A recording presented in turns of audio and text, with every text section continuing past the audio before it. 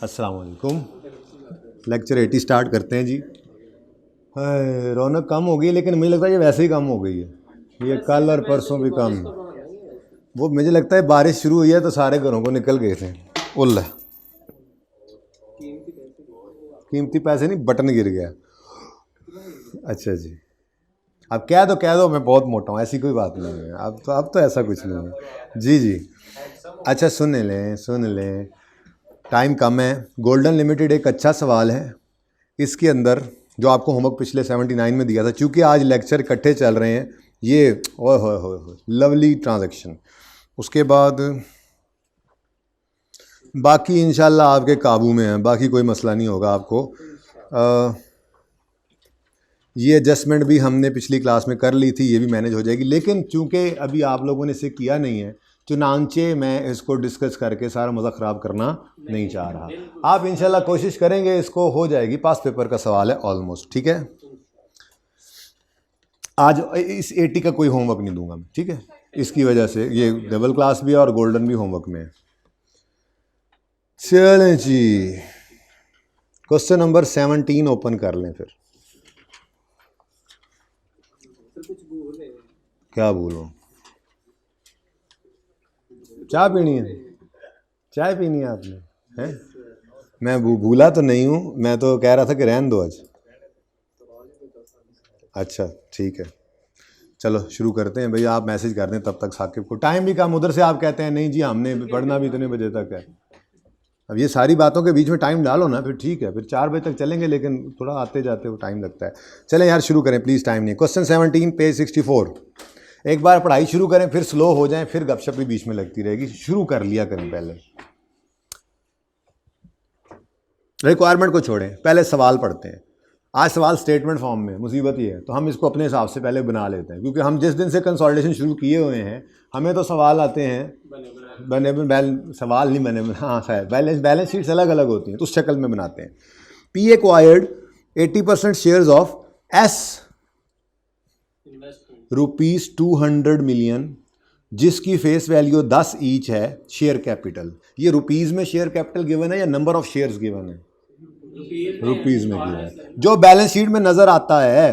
तो अगर मैं बैलेंस शीट बनाऊं और नहीं सब्सिडरी की, ठीक है, ये तो सब्सिडरी की आ रही थी ना, तो इसके अंदर एसेट्स आते थे, आगे जाकर इक्विटी आती थी, इक्विटी का टी गया, इक्विटी में शेयर कैपिटल आता था, याद आ रहा है? ऐसे लिखा होता था ₹10 ईच। ये कुछ यादें तो आ रही होंगी, ज़रा इसको बाहर लें। अच्छा बातें ना करो, आपस में बातें ना करो, तुम दोनों फिर इकट्ठे बैठे हो। मैं कहता कुछ नहीं हूँ तुम लोगों को, रेगुलर बच्चे हो मेरे जी। कितना? 200 रुपीज़। बैलेंस शीट में रुपीज़ में आता होता है शेयर कैपिटल, ठीक है। अच्छा, उसके बाद आगे बढ़ते हैं।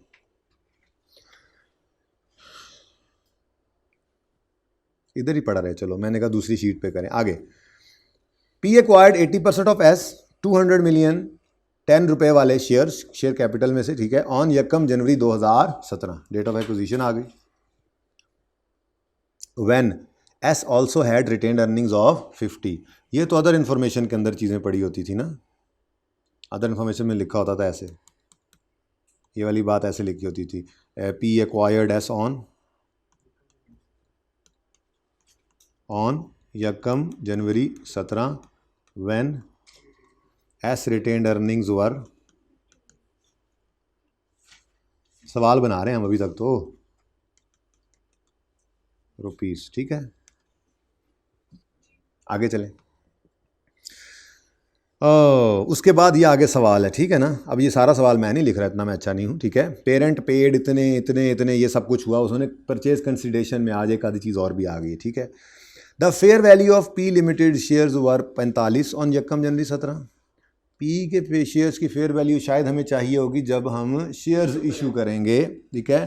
तो वो पेरेंट के शेयर जब इशू किए जाते हैं तो उनको फिर फेयर वैल्यू पे रिकॉर्ड करके शेयर कैपिटल, शेयर प्रीमियम भी आता है, ठीक है। एंड ₹55 ऑन 31 दिसंबर 17, तो पता नहीं क्यों at 31 December 17 P had retained, P की रिटेन्ड अर्निंग्स। चलो जो डाटा मिल रहा है लिख लेते हैं। पी की रिटेन्ड अर्निंग्स कितनी है? 250। पी का शेयर कैपिटल को नहीं गिवन, मुझे ज़रूरत भी नहीं है, शायद होता भी कभी नहीं था, बस उठा के लिखते ही थे इसको, ठीक है। अच्छा, and S had retained earnings of 230, ये क्लोजिंग बता रहा है ना। अब बोलो, तो आप कहोगे हम खड़े कहाँ हैं? 31 दिसंबर 17 पे खड़े। डन हो गया। अच्छा, बड़ी कमाई की है भाई हमने, है 200 मिलियन। आगे बढ़ो।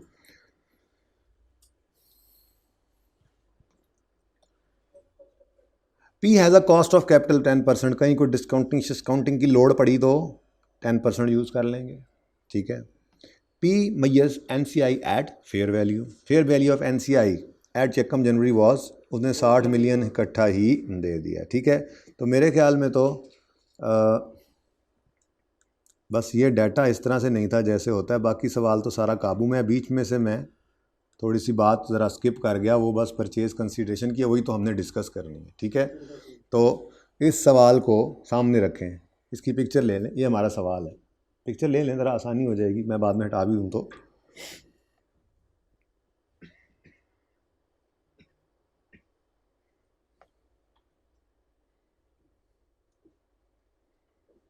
जी करें शुरू काम।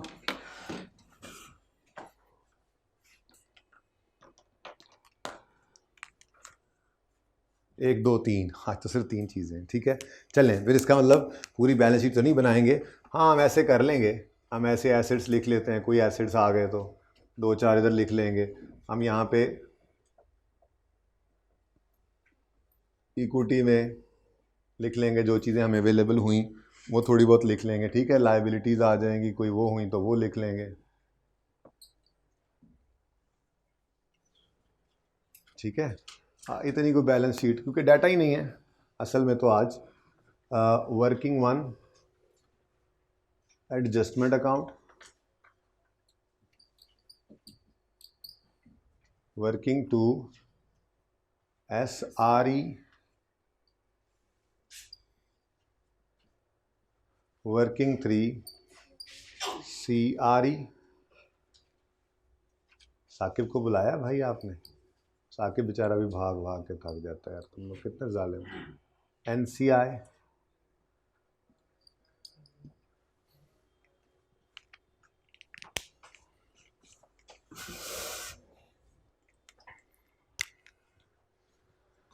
तो अब हमने सवाल शुरू करना है। डाटा जितना गिवन है अब उसको तो ले लेना बस, उसके बाद फिर देखते हैं। शेयर कैपिटल S 200 का कहाँ जाएगा? एडजस्टमेंट में। ये वर्किंग 3 में और ये 2 में, ठीक है। तो S शेयर कैपिटल, क्योंकि पेरेंट का जो आना है वो तो नज़र नहीं आ रहा है यहाँ पे, माजरत के साथ जी। 200 पी रिटेन्ड अर्निंग्स क्लोजिंग वाली बैलेंस शीट से जो उठाई हैं 250।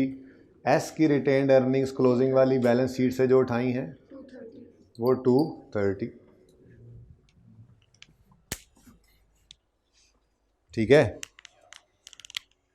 शेयर कैपिटल नहीं है पेरेंट का, होता तो वो शेयर कैपिटल आता यहाँ पे, ठीक है, ओके। उसके बाद रिटेन्ड अर्निंग्स होती हैं, NCI आ जाता है, कुछ भी नहीं आएगा मेरे ख्याल में तो आज। फिर लायबिलिटीज़ होती हैं, देखते हैं कोई लायबिलिटी शायद आ जाए तो प्रेजेंट करने का मौका मिल जाए मुझे। चलो थोड़ा सा इधर कर लेंगे, ठीक है, ओके। अब इसका मामला हल हो गया, ये समझ आ गई आपको डाटा कैसे पहुंचा है, ठीक है। अब मैं सवाल की तरफ जा रहा हूं।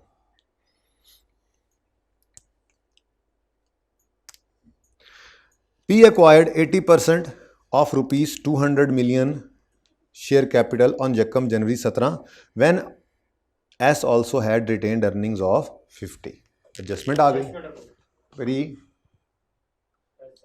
यहाँ से डेबिट करके रिटेन्ड अर्निंग्स एडजस्टमेंट अकाउंट में क्रेडिट कर दें। यार इनको चाय तो पिला दो, कोई चाय के बगैर जूस वाला है वो हाथ खड़ा कर दे, बाकी नीचे ही रखें। एक, ठीक है, एक जूस बाकी चाय। अच्छा जी, उसके बाद पेरेंट पेड 50 मिलियन कैश। लो जी, इन्वेस्टमेंट इन एस की कैलकुलेशन स्टार्ट हुआ चाहती है।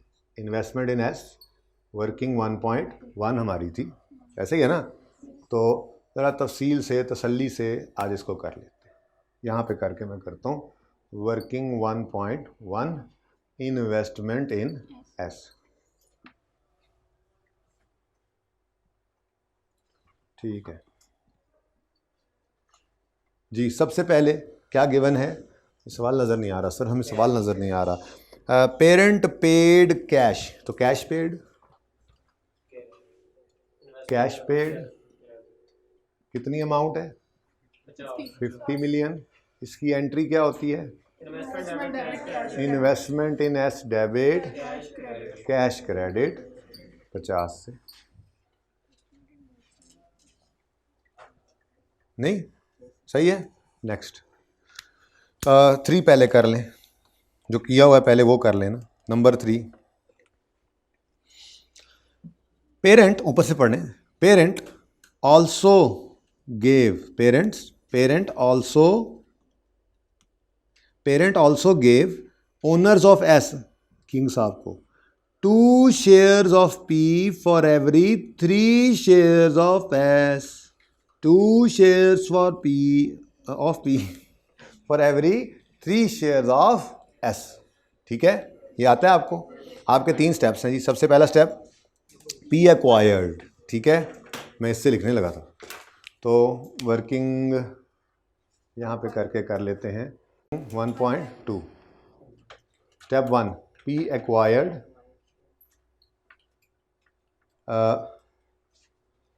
रुपीज़ 200 मिलियन शेयर कैपिटल है ना ये टोटल, और फेस वैल्यू है हर शेयर की 10 रुपये। ठीक है, यहाँ से आ जाएंगे नंबर ऑफ शेयर्स, डायरेक्ट भी हो सकता था 20 मिलियन शेयर्स इंटू 80%, कितने जी? 16 मिलियन शेयर्स। ठीक है जी, पी एक्वायर्ड 16 मिलियन शेयर्स, कैसे निकले? ऐसे, ऑफ एस। ठीक है, अब पी इशूड, ये करना नहीं, ये ब्रैकेट में हो सकता है, आज करके दिखाता हूँ। पी इशूड अपने कितने शेयर? पी इशूड 16 को पकड़ा आपने, डिवाइड बाय बड़े वाले को हमेशा आपने ऊपर रखना है। ठीक है, 2 shares of P for every 3 of S. S से 3 आएंगे, पी के 2 शेयर्स जाएंगे, तो टोटल अगर इतने खरीदे हैं तो ये 3 से डिवाइड करेंगे मल्टीप्लाइड बाय 2, कितने जी? 10.6 मिलियन शेयर्स।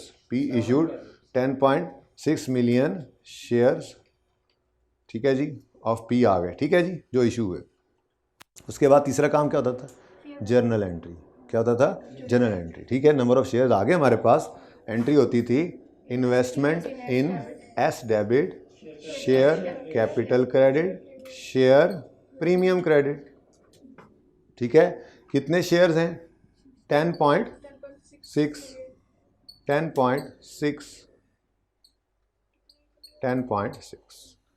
ये हो गया। अब बस चाहिए क्या? फेयर वैल्यू, कितने पर रिकॉर्ड करना है। The fair value of P limited shares were 45 on यक्कम जनवरी 17। जिस दिन हमने इसको ख़रीदा, यक्कम जनवरी 17, उस दिन इसके शेयर की वैल्यू कितनी है? पी के शेयर की वैल्यू कितनी है? 45। और फेस वैल्यू नॉर्मल, अगर दूसरे की फेस वैल्यू 10 है तो उसी मुल्क के अंदर ही है ये भी, तो इसको भी 10 ही अज्यूम करेंगे। ठीक है, तो इधर ₹45 इंटू ₹10 इंटू ₹10 40 35 जी, बोलें 477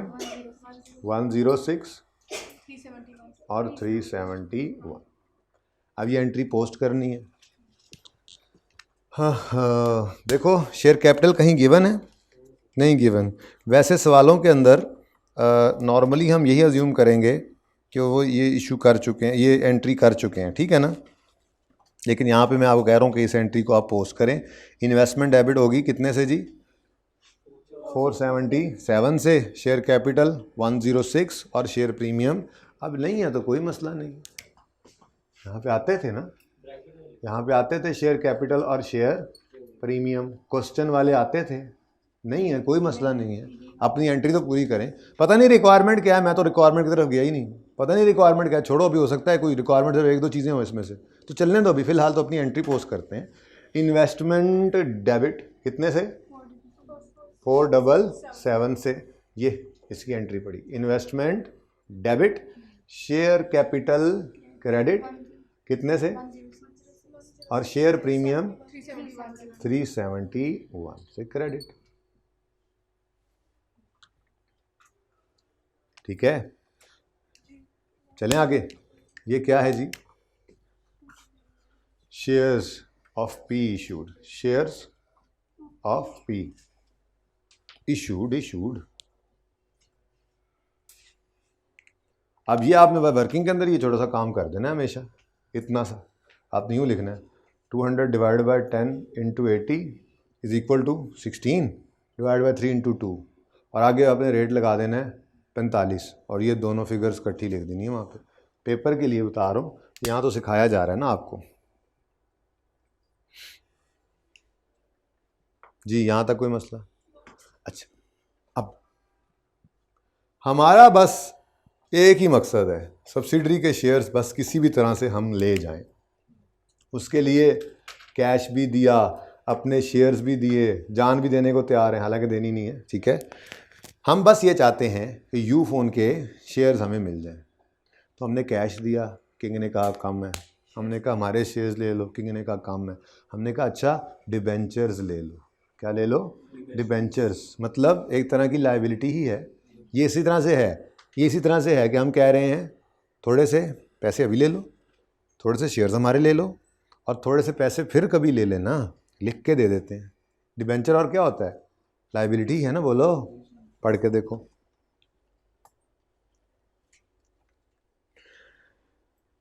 पेरेंट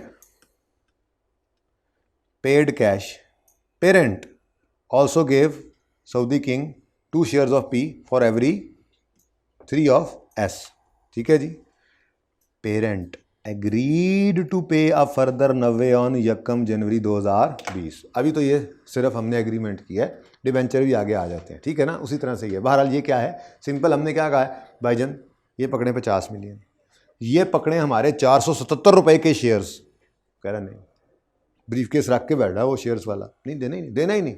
अच्छा यार क्या चाहते हो, मैंने कहा कुछ और पैसे बढ़ाओ। हमने कहा अच्छा यार अभी हमारे पास जो कुछ था ना हमने दे दिया, ठीक है, अब इससे ज़्यादा हमारे पास कुछ नहीं है, चलो एक काम करो, आप 3 साल बाद हमसे 90 रुपये और ले लेना।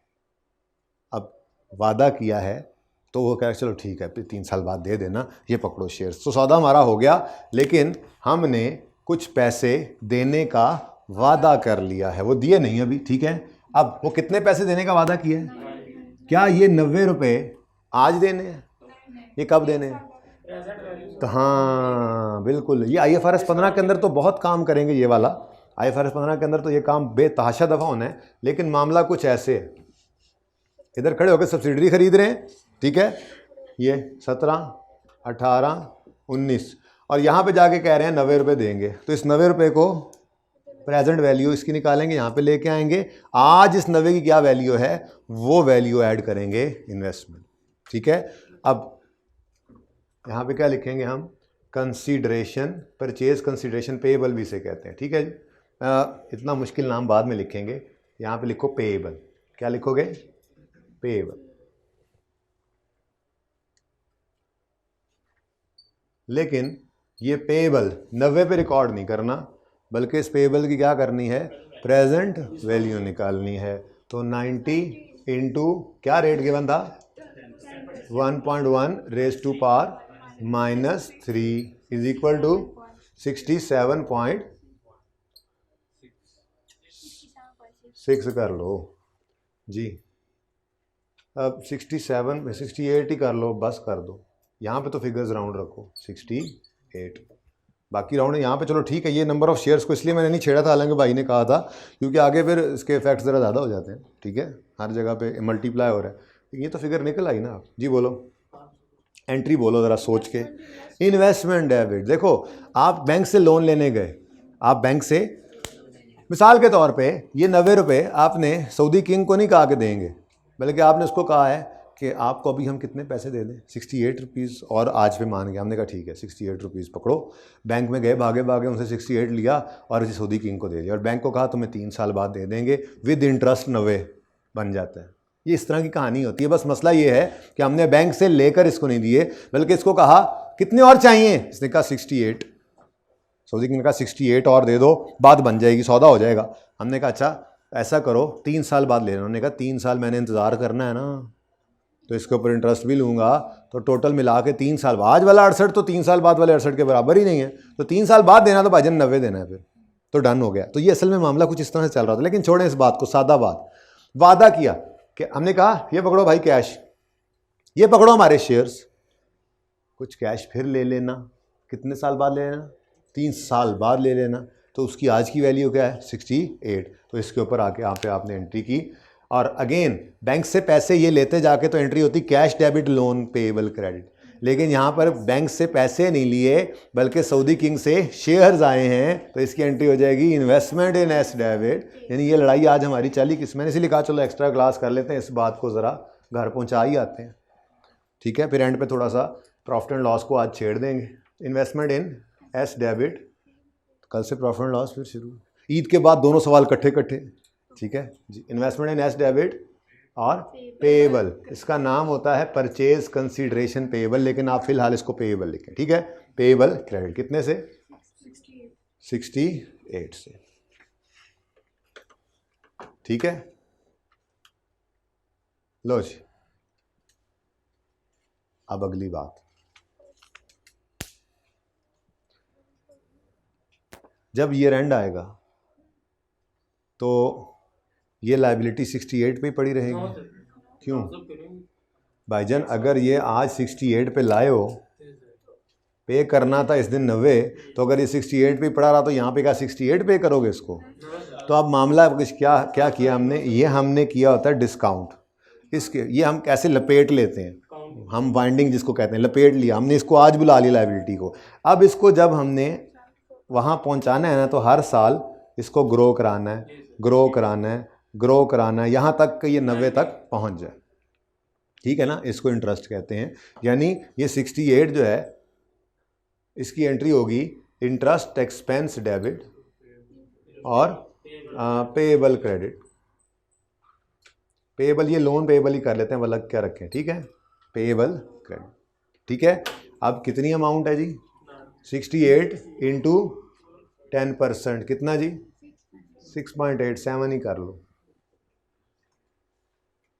ठीक है ना। मामला क्या है, ये मैंने थोड़ी सी बात पहले की भी थी। ये इस तरह से ही है कि आपने आज ये 68 पकड़ा, ये पकड़ के दे दिया सऊदी किंग को, ये पकड़ा बैंक से था। अब बैंक को आपने 3 साल बाद वापस करने हैं, ये 68 भी और इंटरेस्ट भी।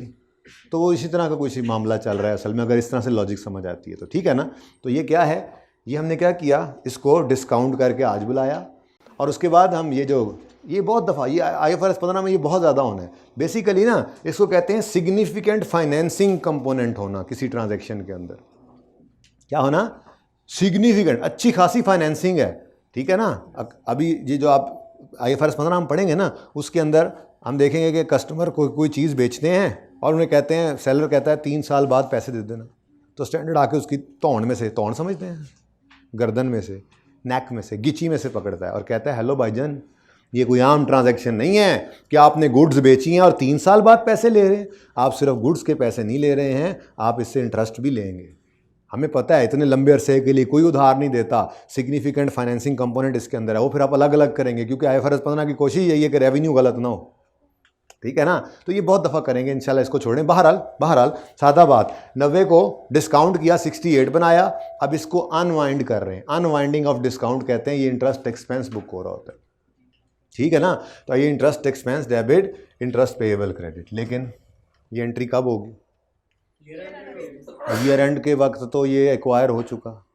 तो भाईजान कभी भी एक्विजिशन डेट के बाद वाली कोई एंट्री हमारी वर्किंग वन में नहीं जाती, ठीक है। ये हमेशा CRE SRE के अंदर जाती हैं, हम ऐसे ही देखते आए।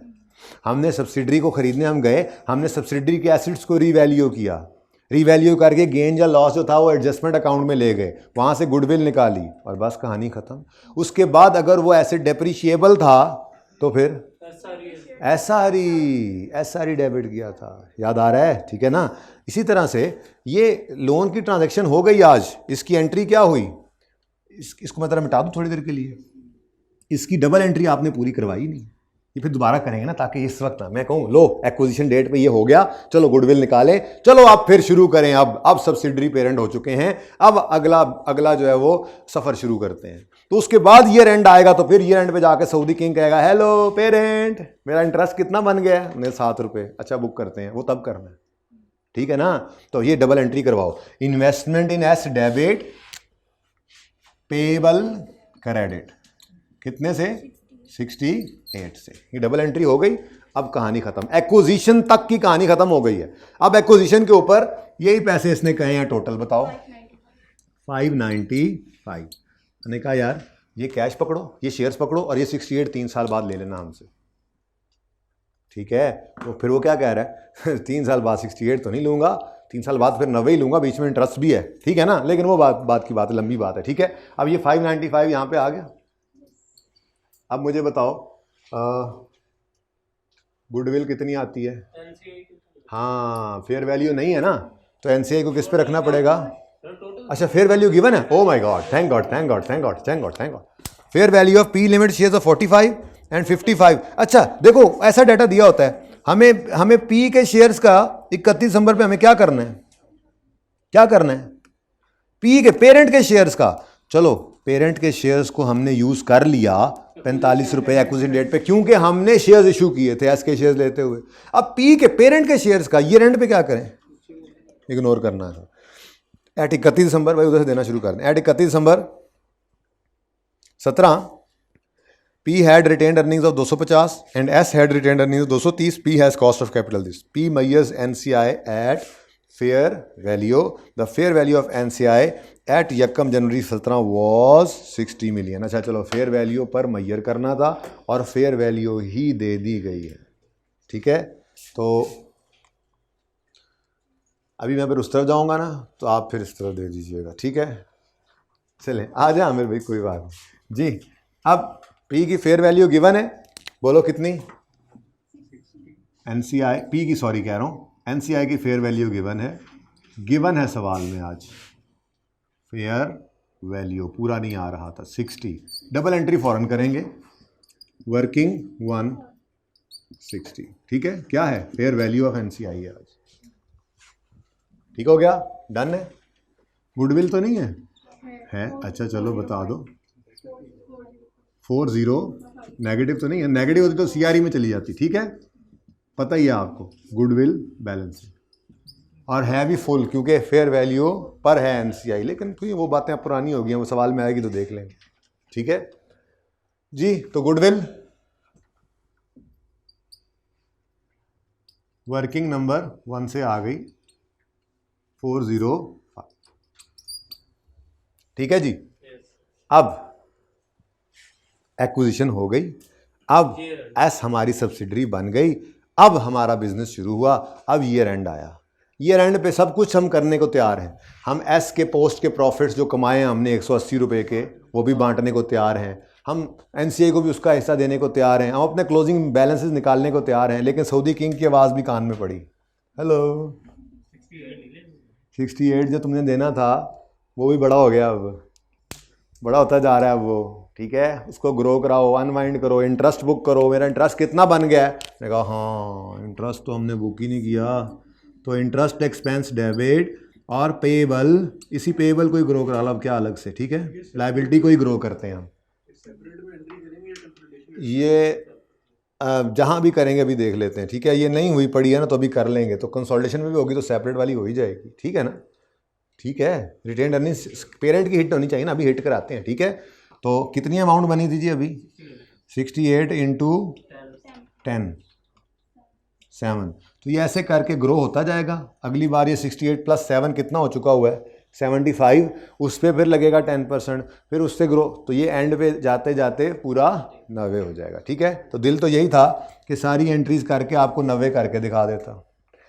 यहाँ से ये interest expense payable debit, interest debit payable credit, interest debit payable credit, यहाँ पूरा 90 पे पहुँच जाएगा, फिर 90 पेबल डेबिट और कैश क्रेडिट हो जाएगा। ठीक है, लेकिन अगली एंट्रीज हमारी ज़रूरत के मुताबिक कोई नहीं है, बाहर है। जब किसी दिन सवाल के अंदर ऐसा होगा तो फिर अगली एंट्रीज भी कर लेंगे। ठीक है, लेकिन अब इस एंट्री का क्या करें? रेड मार्कर, ब्लू मार्कर क्यों छुपा के रखे हैं जी? ये भाईजान पेरेंट का खर्चा है, क्योंकि पेरेंट ने एक्वायर किया था जाके सब्सिडरी को, और पेरेंट ने ये डील की थी सऊदी किंग के साथ, तो इसको कहाँ फेंकेंगे? CRE। ठीक है, तो CRE डेबिट करके और पेएबल को ग्रो कराओ। मसला तो वही था कि पेएबल वहीं ना पड़ा रह जाए, 3 साल बाद 68 लेके हम खड़े हों। ओके, 68 नहीं भाईजान, 90 की बात हुई थी। ठीक है, तो CRE डेबिट कितने से? 7 से, और लायबिलिटी क्रेडिट कितने से? 7 से। तो फिर देखेंगे, अभी तो बहुत कुछ करेंगे। सवाल इकट्ठे होने हैं तो सेल कंसोलिडेशन ही रही होनी है। अभी बस एक आध दिन ज़रा हल्की आंच पे, आज तो फिर थोड़ी सी बस ऐसे इनकम स्टेटमेंट चखा के भेजनी है ना। अब कल इनकम स्टेटमेंट आएगी तो यही एडजस्टमेंट्स फिर चल रही होंगी। फिर जब ये सवाल इकट्ठे होंगे तो जो कमी बेशी आपकी जो तसल्ली रहती है वो सारी इंशाल्लाह पूरी हो जाएगी, कोई गुंजाइश नहीं छोड़ी जाएगी। सवालों के अंदर जो कुछ टेस्ट हुआ सब कुछ करेंगे, तो ऐसा भी कुछ होगा इंशाल्लाह।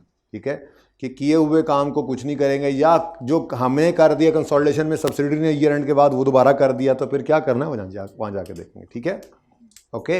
अच्छा जी, CRE NCI बांटे 144, हाँ 36, 144 और 36।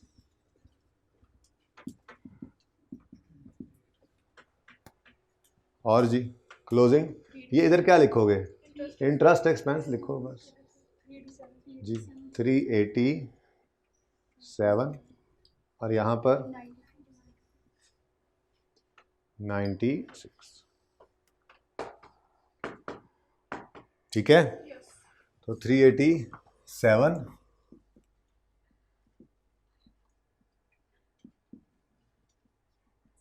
और 96, और ये कितना हो गया? डन जी।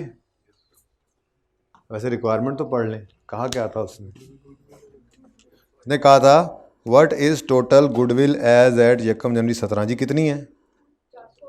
405। और what is the group retained earnings, ये क्या होती हैं? कंसोलिडेटेड ग्रुप की रिटेन्ड अर्निंग इकट्ठी कहाँ पर? यहाँ पेरेंट और सब्सिडरी का भी पोस्ट पड़ा होता है CRE, ये कितनी है जी? 387। ठीक है, डन।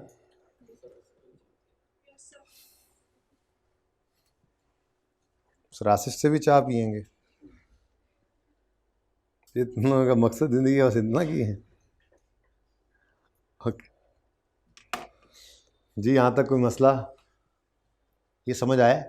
थोड़े से कैश को अभी पे कर दिया, थोड़े से उसको शेयर्स दे दिए, और कुछ उसको कैश देने का वादा किया। अब जो कैश देने का वादा किया उसके लिए असूल क्या याद रखना है? उसकी सवाल में डिस्काउंट रेट गिवन होगा, उसकी प्रेजेंट वैल्यू निकाल के उसको प्रेजेंट वैल्यू पे रिकॉर्ड कर लेंगे। यहाँ से इन्वेस्टमेंट निकल आएगी जिससे गुडविल निकल आएगी। उसके बाद ईयर एंड पे जाके अनवाइंडिंग ऑफ डिस्काउंट रिकॉर्ड करेंगे, यानी इंटरेस्ट रिकॉर्ड करेंगे। लेकिन एक्विजिशन के बाद याद रखना, कोई भी काम हो एक्विजिशन डेट वाला, हर काम वर्किंग 1 में गुडविल की कैलकुलेशन के लिए जाता है। वर्किंग 1 ये कंसोलिडेशन डेट के ऊपर बन जाती है। उसके बाद गुडविल जब एक बार निकल आई, उसके बाद जो कुछ भी है वो फिर CRE NCI को CRE SRE को हिट करता है। ठीक है,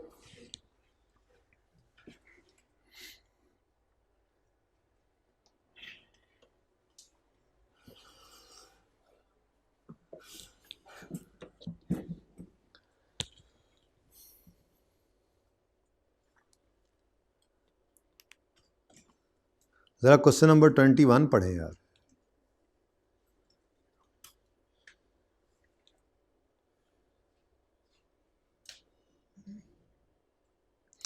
P acquired 5,000 shares of S on यकम जनवरी 21 by transferring P's freehold land।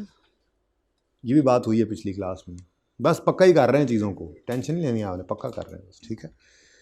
Having carrying value and fair value of 88। थोड़ा टाइम बच गया तो फिर कुछ और करवा दूंगा ना, 3:30 तक तो आप लोगों ने मुझे कहा हुआ है ना। अच्छा, having carrying value and fair value of 88 and 108 million respectively. How should P account for this adjustment in financial statements on यकम जनवरी 2000? हाँ जी बताएं जी। इन्वेस्टमेंट डेबिट होगी क्योंकि चलो थोड़ी देर पुरानी बात, कैश फेयर वैल्यू फिर डेबिट होता था, ठीक है। यानी अगर आज बेचें बाज़ार में तो कितने की बिकेगी ये लैंड? 108, ठीक है। और इस लैंड की बुक वैल्यू कितनी है? कितनी जी? 88। और गेन कितना आ गया? ठीक है, कितना? 20, ठीक है। अब कैश की बजाय, बल्कि मिटा दें अच्छी तरीके से, चलो लिखा रहे, कैश की बजाय क्या आएगा जी? ठीक है। अच्छा, उसके बाद अगर यहाँ पर डेप्रीशिएबल एसेट होता तो डेप्रीसिएशन की एंट्री करते, लेकिन ये डेप्रीशिएबल एसेट है नहीं, है ना। अगर ये बिल्डिंग लैंड डेप्रिसिएशन नहीं ना होती, चलो अगर बिल्डिंग होती फिर तो होती ना डेप। हाँ, एस की बुक्स में भाईजान वो ले गया घर, सऊदी किंग ले गया ये लैंड घर, खुदा के लिए इसकी डेप्रीसिएशन कभी भी नहीं होगी। क्या क्या क्या, हमने ये लैंड देकर शेयर्स खरीदे हैं, वो और चीज़ थी, वो सब्सिडरी के अपने एसेट्स थे, वो रीवैल्यू किए हुए थे, हमारे पास ही पड़े थे, उनके ऊपर डेप्रिसिएशन का इम्पैक्ट था। या वो सब्सिडरी बनने के बाद पेरेंट सब्सिडरी की आपस की ट्रांजैक्शन थी, जो फिक्स एसेट था उसमें डेप्रिसिएशन की बातें करते थे। ये लैंड हमने दे दिया, हमारी किताबों में नहीं रहा, ये लैंड देकर हमने शेयर्स खरीदे हैं, तो ये लैंड हमारी किताबों से जा चुका है। ये लैंड नहीं, बिल्डिंग भी होती ना तो इसकी डेप्रीसिएशन ज़्यादा या कम वो सऊदी किंग ने भाई रिकॉर्ड करनी है, उसकी किताबें थोड़ी बना रहे हैं हम, वो तो गया घर चला गया, ठीक है जी। बोले हाँ, लेकिन किसने देना है? पेरेंट ने। तो ये क्या लैंड अभी भी देना है हमने उसको? दे दिया ना, कैश भी तो दे दिया था। वो इंटरेस्ट पेएबल क्यों बना है? क्योंकि हमने उधार कर लिया था, पेरेंट ने उधार किया था, 3 साल बाद जाके वो पेमेंट करनी थी, तो वो इंटरेस्ट बुक कर रहा है पेरेंट। ये तो लैंड दे दिया है, ये लैंड किसके पास चला गया है? मैं कह रहा हूं ना कि ये बिल्डिंग समझो, पहले लैंड समझो ना, बिल्डिंग है, ये बिल्डिंग किसके पास है? Saudi king. हमने क्या करना है उसका? कुछ भी नहीं करना। अगर ज्यादा है या कम है, जो डेप्रिसिएशन है वो किसकी किताबों में होगी? उसके घर की किताबों में, घर वाली बना रही थी इसकी किताबें, हमें उससे कोई लेना देना नहीं है। ओके,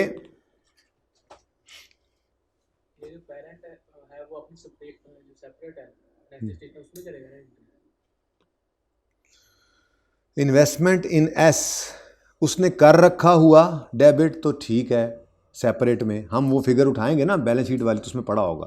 और अगर उसने नहीं कर रखा होगा तो हम एंट्री करेंगे। उसने कर रखा होगा तो इन्वेस्टमेंट में ये 108 पड़ा होगा, लैंड किताबों में नहीं पड़ा होगा, और पीएनएल में गेन भी रिकॉर्डेड होगा जो सीआरई में आया पड़ा होगा। और अगर उसने ये एंट्री नहीं की हुई होगी तो हम करेंगे, ठीक है ना। अब वो डिपेंड करता है क्वेश्चन के ऊपर, आपको बैलेंस शीट दे दे, बैलेंस शीट के अंदर इन्वेस्टमेंट इन एस गिवन हो, उसके अंदर जो फिगर आ रही है, अगर वो कहे कि ये एंट्री हो गई है तो हम कहेंगे 108 इसमें पड़ा हुआ है, हमने कुछ नहीं करना। और अगर वो कहेगा एंट्री नहीं हुई तो फिर हम क्या करेंगे? हम इन्वेस्टमेंट इन एस जैसे कैलकुलेट करते हैं वैसे करेंगे, फिर ये पूरी एंट्री करेंगे। अच्छा, एंट्री की हुई है लेकिन इन्वेस्टमेंट की फिगर उसने नहीं बताई है, वो कैलकुलेट करनी पड़े, फिर भी ये डेबिट शो तो करना ही पड़ेगा वहाँ पे जाके, जब कैलकुलेट खुद करनी पड़ जाए। तो ये डिपेंड करता है क्वेश्चंस के ऊपर। फिलहाल सिर्फ इतनी सी बात जहन के अंदर बिठाएं कि अगर हम सऊदी किंग से शेयर्स खरीदने जाएं और उसको कैश दें, शेयर्स दें, या कोई कैश देने का वादा करें, या कोई फिक्स्ड एसेट दें, तो ट्रीटमेंट होता क्या है? फिर ये अगली बात है कि ये किया हुआ होगा तो फिर हम कुछ नहीं करेंगे, वो सेपरेट में हुआ पड़ा तो बस इन्वेस्टमेंट की फिगर उठाएंगे और बाकी सब कुछ लैंड निकल चुका है, गेन रिकॉर्ड हो चुका है। ये अभी थोड़ी देर पहले जैसे शेयर्स हैं, अभी आगे सवाल ऐसा भी आएगा, हमने तो आज ये 2 सवाल किए ना पिछले क्लास में और इसमें कि शेयर इशू रिकॉर्ड नहीं था तो हमने रिकॉर्ड किया। आपको पास पेपर में ऐसा सवाल भी मिलेगा कि वो कहेगा शेयर्स इशू किए हैं और शेयर इशू के बारे में चुप है, तो हम ये अज्यूम करेंगे रिकॉर्डेड है। जब शेयर्स इशू रिकॉर्डेड होगा तो हम शेयर कैपिटल और शेयर प्रीमियम में कुछ नहीं डालेंगे, लेकिन इन्वेस्टमेंट की फिगर कैलकुलेट करने के लिए शायद हमें वो यूज़ करना पड़े। तो ये सारी सिचुएशंस क्वेश्चंस में आएंगी 1 बाय 1, उसको छोड़ दो। फिलहाल सिर्फ इतनी सी बात आपको पता होनी चाहिए, सिर्फ इतनी सी बात पता होनी चाहिए कि अगर आपने कैश पे किया है तो उसकी entry investment in S debit cash credit होती है। ये कर दिया उसने तो कोई बात नहीं, ये फिगर उठाएंगे और इधर लिख देंगे, नहीं किया तो हम कर लेंगे। शेयर्स इशू करने की एंट्री होती है investment in S debit share capital share premium credit. अगर ये एंट्री उसने कर दी है तो सिर्फ वो बैलेंस शीट वाली फिगर उठाएंगे इन्वेस्टमेंट वाली, उसको यहां लिख देंगे। अगर नहीं किया तो ये एंट्री कर लेंगे और फिर ये चीजें इधर भी पहुंचाएंगे। अगर की हुई होगी तो फिर बस ये फिगर्स उधर पहुंची है, फिर ये वर्किंग के अंदर हम कोई नहीं करेंगे ब्रैकेट में। हमने उसको वादा किया पैसे देने का, तो ये एंट्री बनती है investment in S debit payable credit, present value पे लाके, इस फ्यूचर वैल्यू को प्रेजेंट वैल्यू पे लाके रिकॉर्ड करना है इन्वेस्टमेंट में। अगर ये एंट्री उसने की हुई होगी तो हम कुछ नहीं करेंगे, इन्वेस्टमेंट की फिगर तैयार होगी, उठा के वर्किंग वन में लिख लेंगे जैसे आज तक करते थे, और अगर नहीं की होगी तो हम ये एंट्री कर लेंगे। फिर ये अगली एंट्री आ जाएगी, ये एंट्री उसने की हुई होगी तो हम नहीं करेंगे, अगर की हुई होगी तो सीआरई के अंदर जो बैलेंस आ रहा है बैलेंस शीट के अंदर उसमें वो एक्सपेंस माइनस हो चुका होगा, और उसने नहीं की होगी तो हम कर लेंगे। लेकिन फिलहाल तो हम सीख रहे हैं कैसे होता है। ओके तो क्वेश्चन टू क्वेश्चन वेरी करेगा इंशाल्लाह ये सारे। फिलहाल ये ट्रीटमेंट सीख लो कि ट्रीटमेंट होना क्या चाहिए, वो तो बात की बात है, हो गया तो ठीक है, नहीं हुआ तो कर लेंगे, ठीक है। अच्छा जी, क्वेश्चन नंबर 18 क्या है? 18 पढ़ो जरा, पढ़ो गले ही पै गए हैं असी सऊदी किंग दे गले ही पै गए हैं, 80 यूफोन लैके ही जाना है, इंज नहीं, हमें यूफोन दो नहीं तो हम जान दे रहे हैं।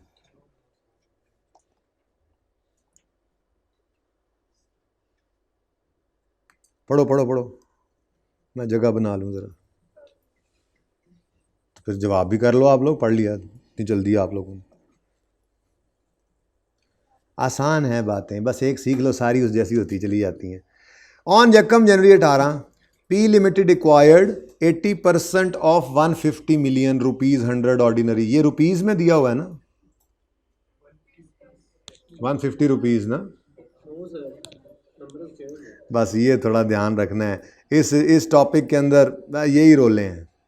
यहाँ पे क्या कह रहा था, 200 रुपये का शेयर कैपिटल है, फेस वैल्यू 10 वाला, नंबर ऑफ शेयर्स नहीं थे, और यहाँ पे क्या कह रहा है 150 मिलियन शेयर्स हैं। देखो ध्यान से पढ़ो, आप दोबारा पढ़ो। P acquired 80% of S rupees 200 million share capital. इसको जरा छुपा दो 1 मिनट के लिए। P acquired 80% of S rupees 200 million share capital, और यहां क्या कह रहा है, P acquired 80% of 150 million rupees. इसको फिर छुपा दो,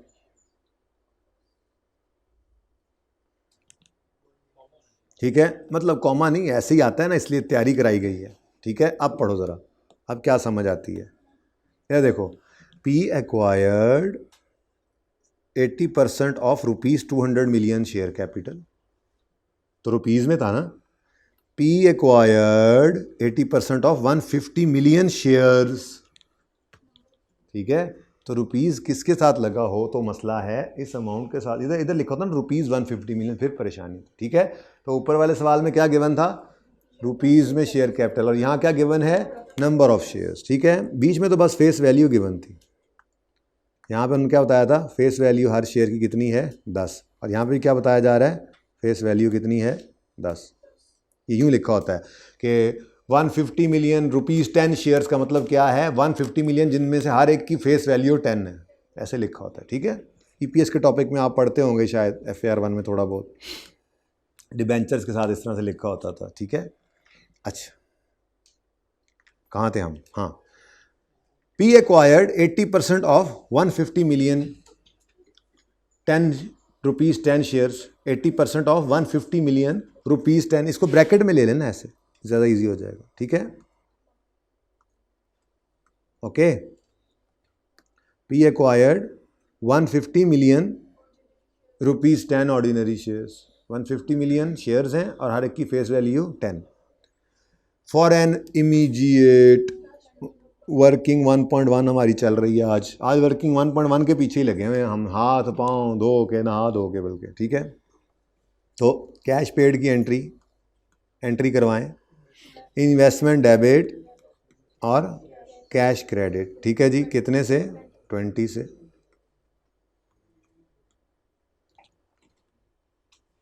ठीक है जी, ये आ गई इसकी एंट्री। आगे कहता है and issued at par two 10% ₹100 loan notes for every 50 shares acquired. लो जी, नई कहानी आ गई। आज हम शेयर्स नहीं इशू कर रहे, आज डिवेंचर्स इशू कर रहे हैं। बस सब्सिडरी लेनी है, जो मर्जी हो जाए। यूफोन के शेयर्स लेके ही आने हैं आज जो मर्जी हो जाए। यूफोन के शेयर्स लिए बगैर नहीं आ रहे हम, ठीक है। आज लेके ही जाएंगे शेयर्स। हमने कैश भी दिया, अपने शेयर्स भी दिए, वादा भी करा है 3 साल बाद और पैसे देंगे। हमने लैंड भी अपनी दे दी उनको, वो नहीं मान रहे तो हमने कहा अच्छा ये डिवेंचर्स इशू कर रहे हैं, ये पकड़ लो, इस पे इंटरेस्ट भी लेते रहना और बाद में ये पैसे भी मैच्योरिटी पर वापस ले लेना, ठीक है ना। तो हमने अपने डिवेंचर्स इशू किए। तो उधर से 50 शेयर्स सऊदी किंग फेंकता था, यहाँ से हम 2 डिवेंचर्स फेंकते थे। 50 शेयर्स वो फेंकता था, हम 2 डिवेंचर्स, वो 50 शेयर्स हम 2 डिवेंचर, 50 शेयर्स हम 2 डिवेंचर, यहाँ तक के 150 का 80% हमने पूरा कर लिया, ठीक है। कैश लेकर भी वो शेयर्स नहीं फेंक रहा था, वादा लेकर भी नहीं फेंक रहा था शेयर्स। आखिरकार बात यहाँ तक पहुँची, 50 शेयर्स वो तब फेंकता था, इधर से पहले हम फेंकते थे 2 डिवेंचर, तो उधर से 50 शेयर्स आते थे, फिर 2 टेबल भर रही है हमारी तरफ वाली शेयर से, एस के शेयर्स, यूफोन के शेयर से, और उसकी तरफ थोड़े थोड़े डिवेंचर से। ज़्यादा सारे शेयर्स आते हैं, थोड़े सारे डिवेंचर्स जाते हैं, ठीक है। ओके, अब डिवेंचर्स इशू किए हैं। जैसे उसने शेयर्स इशू किए थे, पी ने डिवेंचर इशू कर दिए, ठीक है जी, बाय पी। ओके, अब इसके बारे में क्या आपका ख्याल है? वर्किंग वैसी ही नहीं होगी जैसी पहले की थी? वर्किंग तो वैसी ही होनी है। वर्किंग को क्या होना है? ठहर जाओ जी। वर्किंग 1.2 हम सबसे पहले क्या कहेंगे?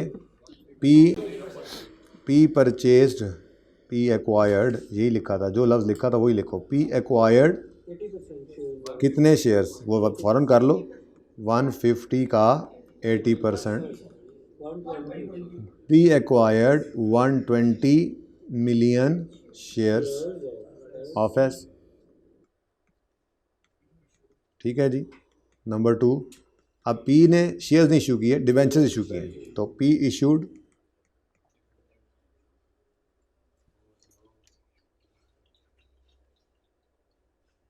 हंसो बदतमीज़ो, शुक्र है कंट्रोल जी भी था और कंट्रोल वाई भी था कोई ज़्यादा जज्बाती हुए था बंदा। तो पी इशूड डिवेंचर्स कितने? अब जी 120 मिलियन शेयर्स ऑफ एस हैं, डिवाइड करेंगे एस से, मल्टीप्लाई करेंगे पी से, ठीक है। डिवाइड करेंगे, कितने शेयर्स आ रहे हैं? 50, और डिबेंचर्स कितने हमारी तरफ से जा रहे हैं? 2, तो टोटल कितने डिबेंचर्स इशू हो गए? 4.8 मिलियन डिबेंचर्स। सऊदी किंग राजी नहीं रहा, ठीक है।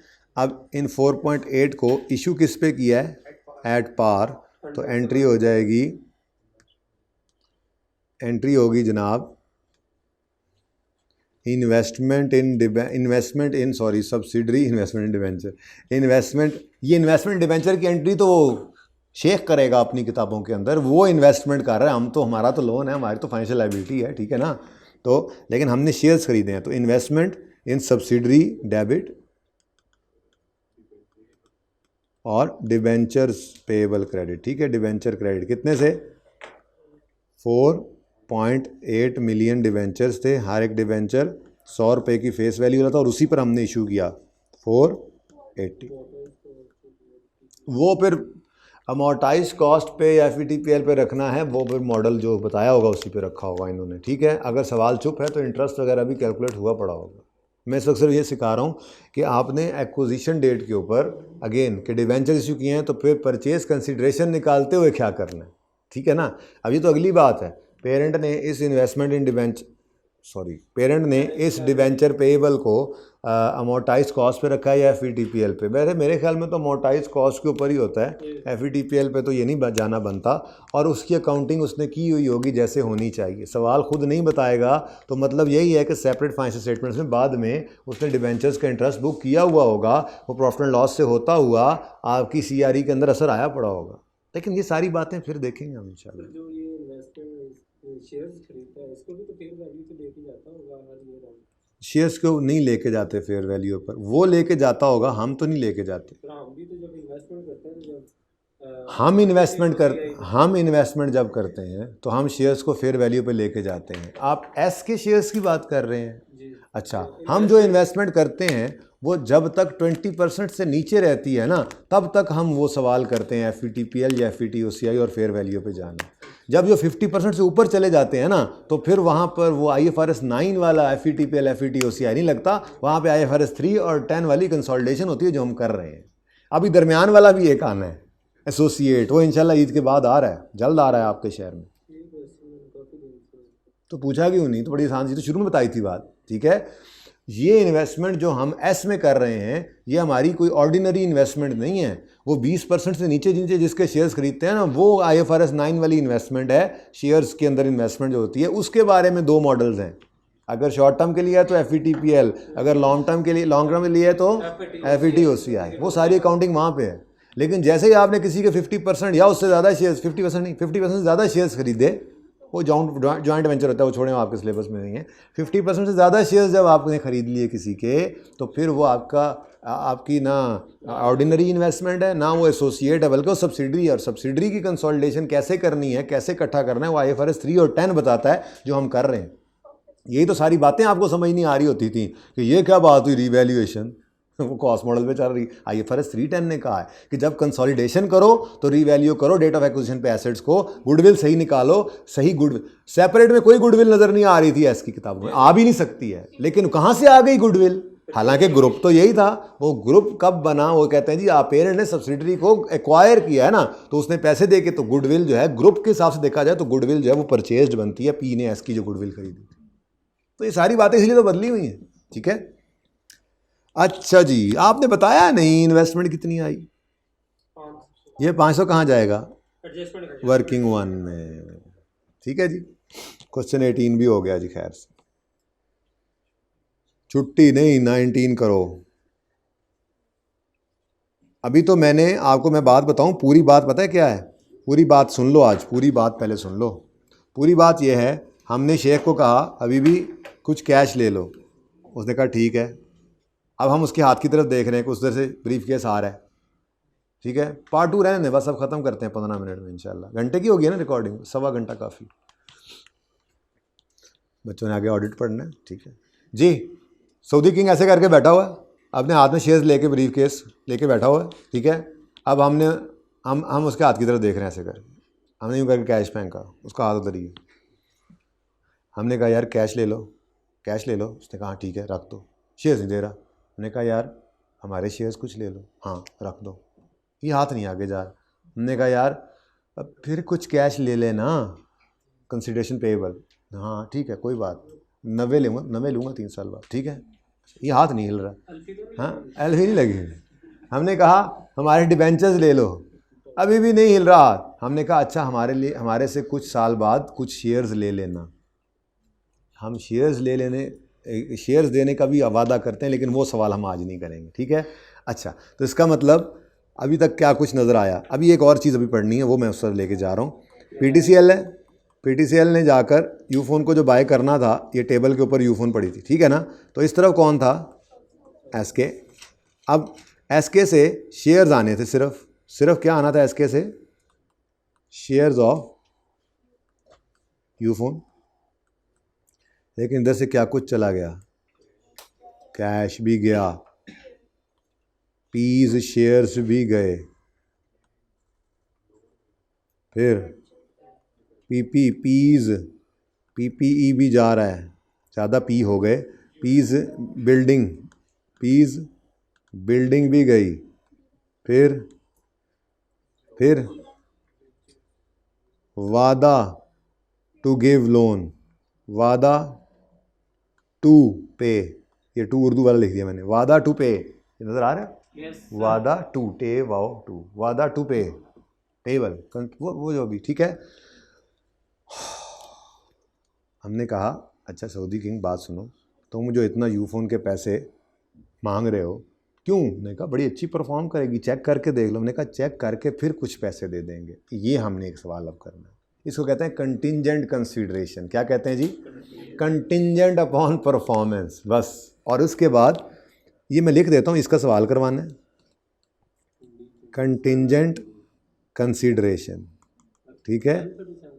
और उसके बाद जो आखिरी चीज़ है जो इंशाल्लाह कल पढ़ेंगे वो होती है वादा टू गिव शेयर्स। अब शेयर्स ज़रा उल्टा हो गया, शेयर्स गिव टू वादा वादा हम करेंगे इंशाल्लाह कल, उसकी अकाउंटिंग क्या कल देखेंगे। वादा टू, अब टू दूसरा लिखना पड़ गया, देखो ना, वादा to give shares in future, ठीक है। वादा टू पे, वादा टू गिव, ठीक है ना। तो ये टोटल कहानी है, इसके अलावा और कुछ नहीं है, ठीक है। इसमें हमने कैश तो काफ़ी सवालों में किया, पे किया, पी के शेयर्स हमने दिए। अभी अभी कौन सा सवाल किया है? 18 में पी के शेयर्स दिए, पी की बिल्डिंग, लैंड चला गया था, डिवेंचर वाला। तो सही वाला सवाल बताओ ना फिर। 17 सबसे पहले कौन सा किया है? इसके अंदर पी के शेयर भी दिए हमने, और वादा टू पे भी इसी में था, ठीक है। और क्या था? कैश भी था। ये तो तीनों आ गए इसमें। उसके बाद बिल्डिंग नहीं थी, लैंड था, लेकिन चलो उस जैसा सवाल हो गया। कौन सा था वो? 21 आ गया। उसके बाद कंटिंजेंट कंसीडरेशन अभी अभी करने लगे हैं, जो मैंने बोला है, नंबर कौन सा? 19। उसके बाद इंशाल्लाह आपको नज़र आ रहा होगा, एक ही रह गया अब, ये P agreed to give 4 shares for, agreed to give, अब कड़े यकम में 15 पे एग्रीड टू गिव शेयर्स, ये इंशाल्लाह कल करेंगे, ठीक है। तो इसके लिए सवाल लिख लेते हैं, इसका सवाल कौन सा है? 20, ठीक है। तो बाकी तो सभी हो गए, ओके। तो बस एक ही रह गया, पेट भर गया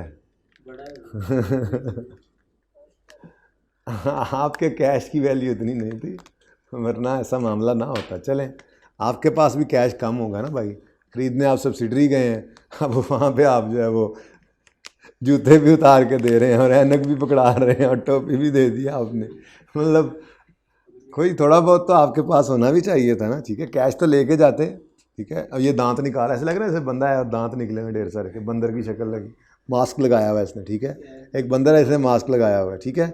चलो सवाल कर लें जी, 19 कर लें।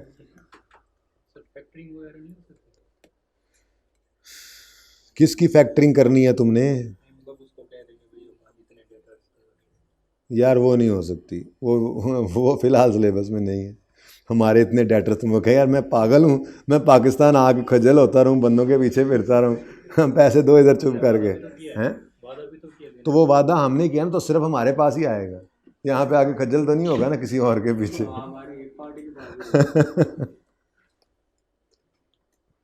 अच्छा जी, ऑन 1 अप्रैल 14, आखिरी क्वेश्चन है, थोड़ी सी हिम्मत करके। ऑन 1 अप्रैल 14 पी एक्वायर्ड, वैसे 3:30 से 3:45 का कहा हुआ है आपको। ऑन 1 अप्रैल 14, अच्छा हूँ तुम चाह पी ली, हूँ तुम अखा एवं बदल ली, चश्म तोता चश्म है कि तोता चश्म है। ऑन 1 अप्रैल 14, यहाँ तक तो आप मेरे लिए पढ़े, अब आगे चाय के लिए पढ़े। सर आशीष को चाय नहीं पीनी है आपने, मैं सर को मना कर दूँगा। ऑन 1 अप्रैल 14, वैसे लेनी नहीं चाहिए आप लोगों को रिश्वत, पढ़ने के लिए फ़ायदा आप लोगों का है। मैं तो नहीं देता, लेकिन आपने बनाई हुई है, देखो ना। अब मैंने कहा 5-10 मिनट और पढ़ लो, आप फिर सोच रहे हैं कुछ हो तो फिर। ये तो बहुत आसान चीज़ है ना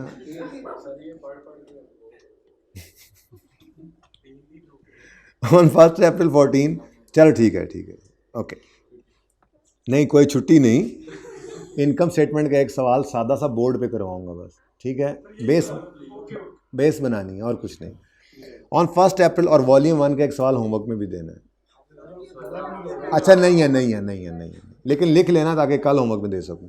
on 1 April 14 P acquired 75% of S equity shares by means of a share exchange and an additional amount payable on 1st April 15 that was contingent upon post acquisition performance. ओए होए, क्या कह रहे हैं? वो कह रहे हैं 1 अप्रैल को भाईजान, 1 अप्रैल को कहते हैं कि जी आपसे हमने एस के शेयर्स खरीदने, ठीक है, by mean of a share exchange. अब वो शेयर एक्सचेंज कितनी है वो नहीं बताया उन्होंने, ठीक है।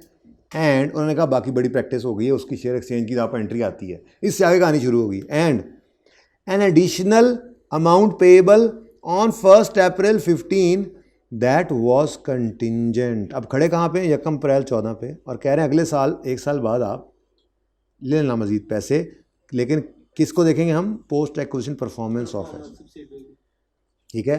अब at the date of acquisition P assessed fair value of this contingent consideration at 5.2 million। आगे ना पढ़ो, इधर देखो, 2 अप्रैल 2014 पर आपने एंट्री की इन्वेस्टमेंट इन एस डेबिट और कंटिंजेंट कंसीडरेशन, नाम शाम लिख लेंगे बाद में, ये भी पेएबल है ना, वादा किया ना। वो क्या था? हमने उसका नाम रखा होता है परचेज कंसीडरेशन पेएबल, कि भाईजान 3 साल बाद ये पैसे ले लेना। ये क्या है? इसका नाम स्टैंडर्ड रखा है कंटिंजेंट कंसीडरेशन पेएबल, मतलब है तो ये भी पेएबल ना, लेकिन payable contingent upon the performance, post acquisition performance, ठीक है। तो investment in S debit payable credit 5.2 million. बाकी सब कुछ वैसे ही है, कैश दिया है तो वो डेबिट, शेयर कैपिटल वाली एंट्री वैसे ही है, लैंड वाली वैसे ही है, बाकी सब वैसे हैं। ये एक नई चीज़ आ गई, ठीक है। तो इसकी फेयर वैल्यू सवाल में गिवन होगी हमेशा, वो अंदाज़ा बताएंगे आपको कि इनका अंदाज़ा है कि इतने को देने पड़ जाएंगे, ठीक है। लेकिन बाय द एंड ऑफ, अब वो पूरी एक चेकलिस्ट, ऐसे नहीं होता को अन्य वाह ये काम होता है, अंदाजे से होता है, पूरी एक चेकलिस्ट बनी होती है। सऊदी किंग को ये कहेंगे यार हम ये 1 2 3 4 5 6 10 चीज़ें देखेंगे, इनकी परफॉर्मेंस अगर इस तरह से परसेंटेज इतना ये हुआ, ये इतना ये हुआ, इतना ये हुआ, तो फिर हम इतने पैसे और दे देंगे। ये पूरा एक प्रोसीजर होता है, ऐसे थोड़ा ही होता है। ऐसे उन्होंने कहा यार 5.2 ले लेना, और साल बाद गए वो सऊदी किंग, साल बाद लेने का, हमने कहा 5.2 तो बनता ही नहीं है। ऐसे नहीं होता, चीज़ें सारी पहले डिसाइड हो जाती हैं, ठीक है ना। तो 5.2 अंदाज़ा था कि देने पड़ेंगे, तो आज ये एंट्री कर ली। अब ये इन्वेस्टमेंट इन एस वर्किंग 1 में चला गया और वहाँ से गुडविल वगैरह कैलकुलेट हो गई। ये तो उसका मसला है, ये हमारा मसला नहीं है, ये हमारे स्कोप से बाहर की बात है, ठीक है ना। ये हमें फिगर गिवन होगी सवाल में, ठीक है। अब अगली बात, ईयर एंड आया, अभी 31 वो 1 अप्रैल 15 नहीं आया, अभी 31 दिसंबर 2015 आ गया ईयर एंड। 31 मार्च है, सॉरी 31 मार्च ईयर एंड है। 1 अप्रैल तो नहीं ना आया, 31 मार्च 2015 आया, ठीक है। By 31 March 15 it was clear that amount to be paid would be only, वो आपकी कोई रेशोज़ देख के उसने अंदाज़ा लगा लिया है कि नहीं भाईजान ये 4.1 ही पे करना पड़ेगा। अब आपने लायबिलिटी बुक कितने पे की हुई थी, अब ये लायबिलिटी कितने पे लेके जानी है, क्योंकि अब आपको क्या अंदाज़ा है कि कितना पे करना है, 4.1। तो लायबिलिटी को 5.2 से 4.1 पे लाना है, लायबिलिटी कम करेंगे तो पेएबल डेबिट हो गया 1.1 से, और मज़े इनकम प्रॉफिट एंड लॉस के अंदर ये खुशियाँ चेक करने वाली होंगी आप, ठीक है। और ये खुशियाँ किसकी हैं? ये पेरेंट की हैं, ये CRE, ठीक है। Okay done. तो ये ऐसे ही होगा पर्चे के अंदर, आपको इन्वेस्टमेंट एक्विजिशन डेट की इन्वेस्टमेंट फेयर वैल्यू बताई जाएगी और उसका कोई चेंज जो होगा वो भी बता दिया जाएगा, ठीक है। तो आज हमने जो चीज़ें पढ़ी हैं वो चीज़ें पेज नंबर 27 पे आके आप एक नज़र देख लें जल्दी से। पेज 27 पे ये सारे क्वेश्चन जो आपने किए हैं, ये सारे क्वेश्चन यहाँ पे इकट्ठे लिखे हुए हैं, ये देखें page 27, discussion on purchase consideration. Cash pay किया, entry investment debit cash credit. Shares of P issued as purchase consideration, ये क्वेश्चन 17 में देखा हमने, ये भी क्वेश्चन 17 में देखा आपने। अच्छा, investment debit, share capital, share premium credit, debt instrument, ये जल्दी बताएं question. 18, 19, 18. Investment debit, debenture credit, deferred consideration, investment debit, purchase consideration, payable credit. ये अभी जो हमने किया था वादा कि हम आपको पैसे दे देंगे, कौन सा सवाल था? 17। ठीक है जी, 17 के अंदर ये 3 चीज़ें थी ना। Entry investment debit, payable credit, नाम इसका परचेज कंसीडरेशन पेएबल होता है, और फिर interest expense debit, purchase consideration payable credit. हाँ जाहिर है CRE में, लेकिन हम तो यहाँ पे जनरल रूल लिखा हुआ है ना, अभी प्रॉफिट एंड लॉस भी तो बनाना सीखना है हमने, ठीक है। फिर shares to be issued as shares to be issued, ये अभी किया नहीं है, क्वेश्चन देख लिया था कौन सा है। कंटिंजेंट कंसीडरेशन अभी अभी किया, कौन सा क्वेश्चन है? क्वेश्चन नंबर 19, ठीक है जी, क्वेश्चन नंबर 19 आ गया। Investment debit, contingent consideration payable credit, और फिर contingent consideration payable debit, P&L credit. अगर लायबिलिटी में कमी आई है, और अगर लायबिलिटी में ज़्यादती हो जाए तो इसी के उलट हो जाएगा, उसको नहीं पढ़ा हमने, ठीक है। और एसेट इज़ गिवन, ये अभी अभी हमने देखा था। फेयर वैल्यू कितनी थी लैंड की? 108। Book value 88। तो बाकी गेन गेन 20 ऊपर आना, इधर लिखा तरतीब डिफरेंट हुई थी, ठीक है जी। तो ये एंट्री भी हमने कर ली थी, तो ये बस एक ही रह गया है, तो ये डिस्कशन कंप्लीट हो गई है हमारी परचेज कंसीडरेशन, ठीक है। अच्छा, अब बस क्विकली एक छोटा सा सवाल करवाना है आपको प्रॉफिट एंड लॉस का, वो भी ज़बानी सा, ठीक है ना। लेकिन आप उससे पहले एक छोटा सवाल लिख लें, ये भूलना नहीं है। वॉल्यूम 1 में IS 38 का एक सवाल करना है।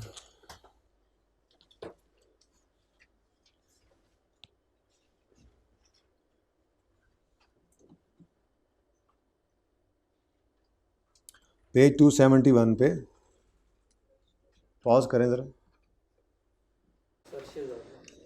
अच्छा जी, तो क्वेश्चन नंबर पेज 271 पे वॉल्यूम 1 में एक क्वेश्चन है, देखें ज़रा, मैं आपको दिखा देता हूँ, ज़ियारत करा देता हूँ उसकी।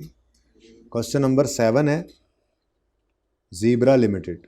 इसको ज़रा ट्राई तो कीजिएगा। जी रहता है तो क्या करूँ, होमवर्क तो फिर क्या करें, बस फिर से है नहीं करवाते, लिख के रखना उसको, ठीक है, ओके। मुझे मैसेज कर, साकिब को मैसेज करो आज, अभी किसी को सर को याद कराना है, कभी तो हो ही जाएगा। अभी आगे वेले दिन है, आपको पता है, हो सकता है ईद पे बैठ के मैं वीडियो बना के भेज दूँ, क्या सवाल ही करनी है यार।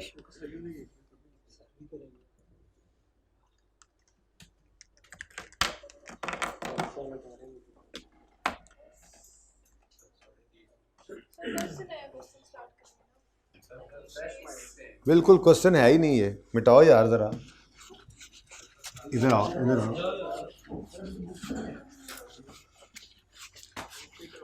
चलो इससे आगे शुरू कर।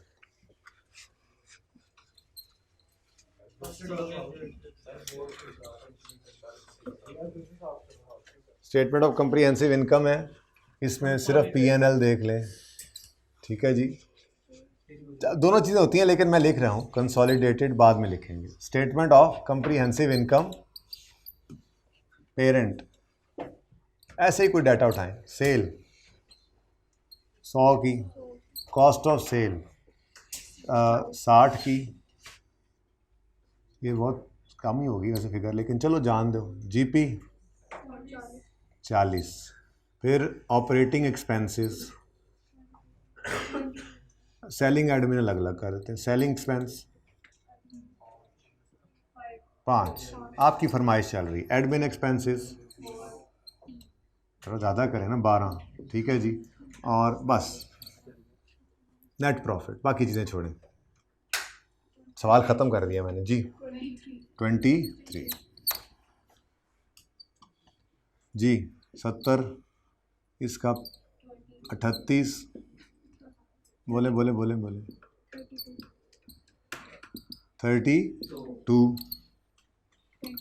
20। क्वेश्चन ठहर,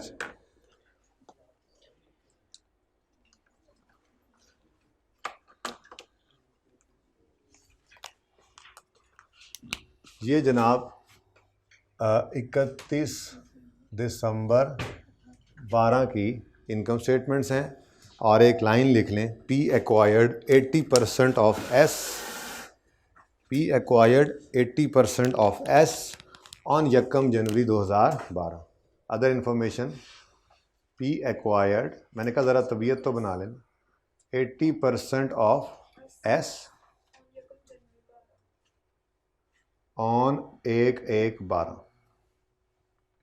रिक्वायरमेंट है prepare consolidated statement of comprehensive income. आज बुनियाद बनेगी तो कल सवाल होगा ना, समझा करें ना जी। बस 7 minute, okay. Consolidated statement of comprehensive income, देखिएगा सब बच्चे। सेल्स 100 + 70, वही वाला मामला, 100% कंट्रोल शो कर रहे हैं। Cost of sales 60 + 38। उसके बाद जो जीपी है ना, उसको कभी भी आपने यहाँ से ऐड नहीं करना, हमेशा इधर से ही आंसर निकला करेगा, क्योंकि आगे अभी इनमें एडजस्टमेंट्स भी आएंगे ना, ठीक है। उसके बाद सेलिंग एक्सपेंसेस 5 + 3, एडमिन एक्सपेंसेस 12 + 7। उसके बाद जो नेट प्रॉफिट है वो भी आपने कभी ऐड नहीं करना, ठीक है। वो आएगा तो लिख लेंगे, फिलहाल मेरी एग्जांपल में है नहीं है, ओके जी। आंसर 170 98। अब देखो यहाँ से बैलेंसिंग फिगर जीपी 72 8 19 45। अच्छा, अब इस 45 को देखकर पीटीसीएल खुश हो रहा है, सारा मेरा। क्या मतलब, ये 45 में सारा 23 उनका है और सारा 22 भी उनका है। ओ, इस 45 में से 2 हिस्से निकलते हैं। एक, मैं आपको अगर सादा अल्फाज में बात करूं तो 22 का 20% कितना बनता है, कितना है? ये है किसका, एनसीआई का। बाकी हाँ जी, बाकी बैलेंसिंग फिगर 17 है, इट्स ओके 40.6 सारे का सारा पेरेंट का। अब ये कहानी असल में क्या है, कहानी कुछ इस तरह से होती है कि पेरेंट 23 तो पेरेंट का सारा ना, और 22 का 80% भी पेरेंट का। लेकिन हमारी तरतीब क्या होगी, ये कभी भी पर्चे में यूँ चेक नहीं करना, कभी भी यूँ चेक नहीं करना कि 23 तो सारा पेरेंट वाला और 22 का 80%। ज़रा आंसर चेक करो क्या आता है, लेकिन कभी भी चेक नहीं करना ऐसे पर्चे के अंदर, ठीक है ना। अब इसका ना एक तरीका होगा, ये ऐसे करके ट्री नहीं बनाते हम, ठीक है, बल्कि मुश्तरी होशियार बाश।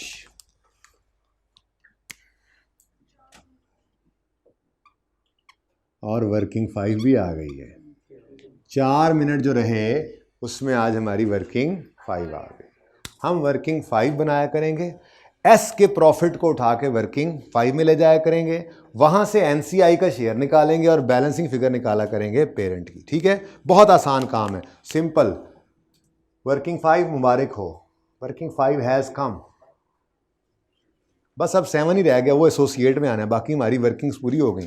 1 2 3 4 पहले बना रहे थे, 5 ये आ गई, 6 वो मिसिंग फिगर के लिए नहीं निकालते हम रिटेन्ड अर्निंग्स का कॉलम, और 7 एसोसिएट के लिए, ठीक है।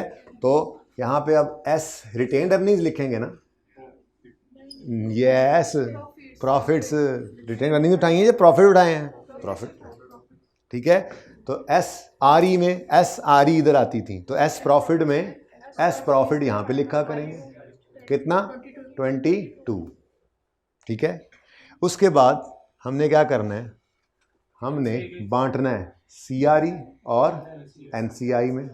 लेकिन हम क्या किया करेंगे, तरतीब मैंने ज़रा यहाँ पे डिफरेंट की है, हम इसको कहेंगे नो नीड। बस 22 में से 20% कितना, ये निकाल लिया करेंगे इस वर्किंग से, और ये वर्किंग क्लोज, ठीक है। अब यहाँ पे तरतीब क्या होगी, यहाँ पे तरतीब क्या होगी, ये है प्रॉफिट, ये क्या है प्रॉफिट, नेट प्रॉफिट भी है, प्रॉफिट का लफ्ज़ लिखा मैंने, ठीक है, ये प्रॉफिट है। इसकी एक छोटी सी वर्किंग होगी, ये प्रॉफिट के बारे में हम कहेंगे profit attributable to, profit attributable to parent owners और नॉन कंट्रोलिंग इंटरेस्ट। लेकिन सबसे पहला काम जो करना होगा ना, वो ये करना होगा कि इसको उठा के इधर लाएंगे, ठीक है।